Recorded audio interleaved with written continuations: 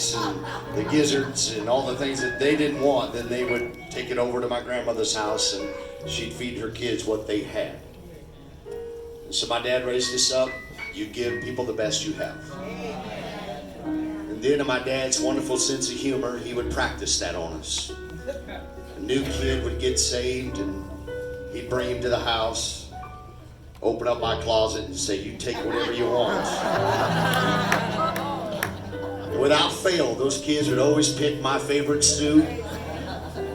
That's why I don't wear too many suits anymore.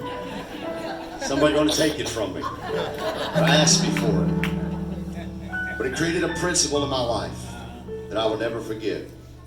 That if the shoe was on the other foot, would I want to receive what I was giving? And that has stuck with me. And so when we went to Cairo and we went down there, we were expecting to buy shoes.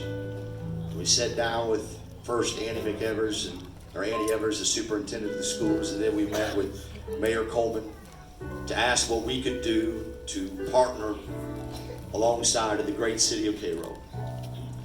And make no mistake about it, while we're helping them, this is a great city with a great future. And the reason why we're there is I cannot stand in the pulpit and preach that it's the church's responsibility to take care of things.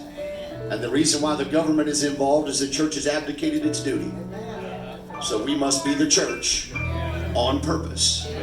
If we leave it to accident or chance, it'll never happen. You have to do it on purpose. And if I promote missions in Africa, missions in Honduras and Guatemala and all these other nations, meanwhile stepping over the very hungry people in my own neighborhood. So we started Love Goes. We taught a sermon series called Love Is, Love Does, and Love Goes. And then if you're going to do it and represent Jesus Christ, you must do it with overwhelming generosity, because that's how Jesus is. And Jesus' love never ends. And Jesus never loved somebody for a photo opportunity. He never did it for the publicity.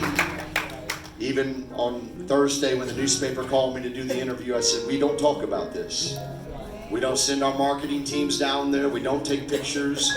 We don't do that. Why? Because the rich man and the poor man both want the same thing.